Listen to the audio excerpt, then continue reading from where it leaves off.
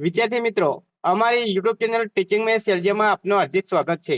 મિત્રો, આજે ધોરણ 7માં વિષય સામાજિક વિજ્ઞાન તેમાં પાઠ 2 દિલ્હી સલ્તનત જે આપેલ છે તેમાં જે સ્વાધ્યાય આપેલ છે તે સ્વાધ્યાયનું આજે આપણે સંપૂર્ણ સોલ્યુશન કરીશું। જો મિત્રો તમે પૂરેપૂરો વિડીયો જોશો તો તમને સ્વાધ્યાયમાં ખ્યાલ આવશે।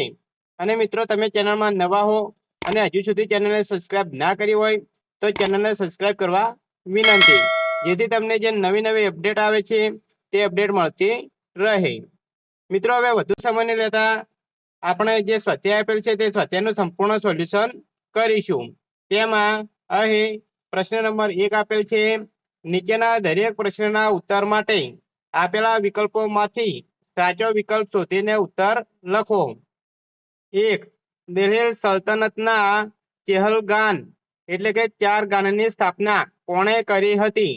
અહીં 4 ઓપ્શન આપેલા છે, તેમાં સાચો જવાબ છે ડી ઇલ્તુત્મિશે। આગળ જોઈશું, અહીં બીજા નંબરમાં આપેલ છે દિલ્હી સલ્તનતના પ્રથમ મહિલા શાસક કોણ હતા? 4 ઓપ્શન આપેલા છે, તેમાં સાચો જવાબ છે એ રઝિયા સુલ્તાના। આગળ અહીં ત્રીજા નંબરમાં જોઈશું, ત્રીજા નંબરમાં આપેલું છે કે દિલ્હીના કયા શાસકની યોજના તરંગી યોજના તરીકે ઓળખાય છે? 4 ઓપ્શન આપેલા છે, તેમાં સાચો જવાબ છે શેખ મુહમ્મદ તુગલકની।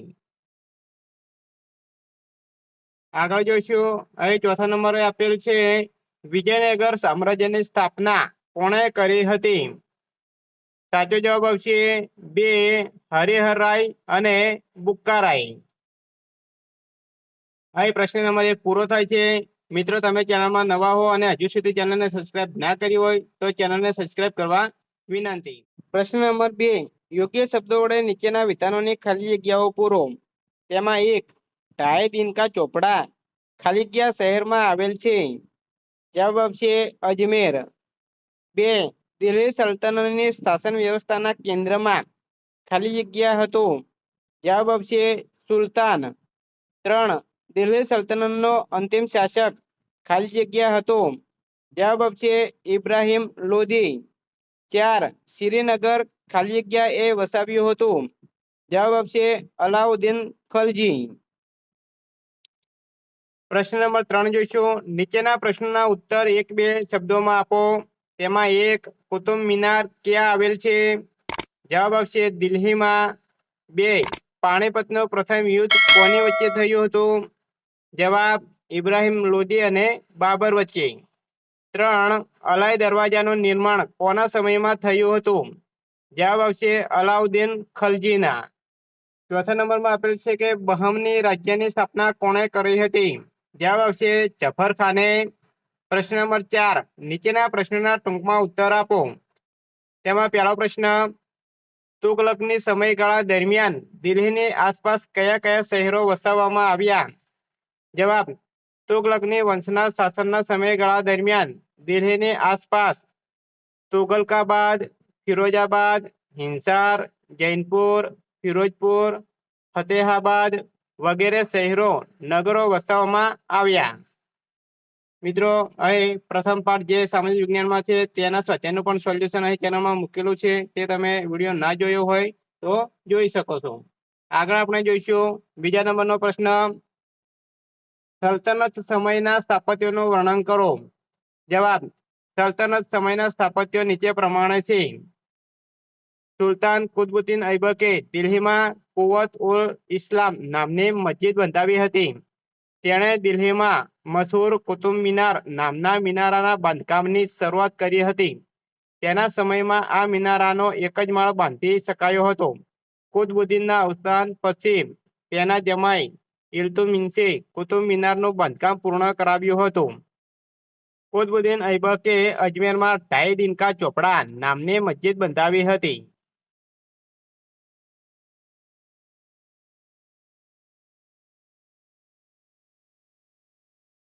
સુલતાન ઇલ્તુત્મિશના સમયમાં હોજ-એ-શમ્મી ઈદગાહ અને જુમ્મા મસ્જિદ નામના સ્થાપત્યો બંધાયા હતા। અલાઉદ્દીન ખલજીએ અલાઈ દરવાજો, શીરી કિલ્લો, શ્રીનગર અને હોજ-એ-ખાસ નામના સ્થાપત્યો બંધાયા હતા। તુગલક વંશના શાસન દરમિયાન તુગલકાબાદ, ફિરોજાબાદ, હિંસાર, જૌનપુર, ફિરોજપુર, ફતેહાબાદ વગેરે નગરો વસાવવામાં આવ્યા હતા. સૈયદ વંશ અને લોધી વંશ દરમિયાન બંદેખાનનો ગુંબજ, બડાટુ ગુંબજ, મૌટ કી મસ્જિદ, શિહાબુદ્દીનનો મકબરો વગેરે સ્થાપત્યોનું નિર્માણ થયું હતું.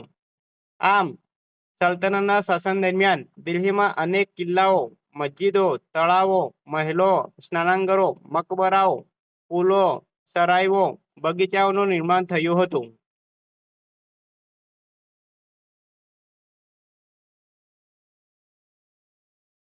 પ્રશ્ન નંબર 3, કૃષ્ણદેવરાય વિશે ટૂંકમાં માહિતી આપો.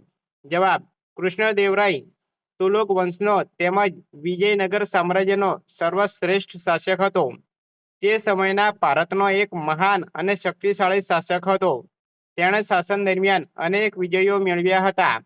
તેણે રાજ્યના વહીવટી તંત્રને સંગીન બનાવ્યું હતું. તેણે સિંચાઈ માટે રાજ્યમાં તળાવો અને નહેરો ખોદાવી ખેતીવાડીને સમૃદ્ધ બનાવી હતી. તેણે રાજ્યમાંથી કેટલાક અયોગ્ય કરવેરા નાબૂદ કરી પ્રજાનો પ્રેમ મેળવ્યો હતો.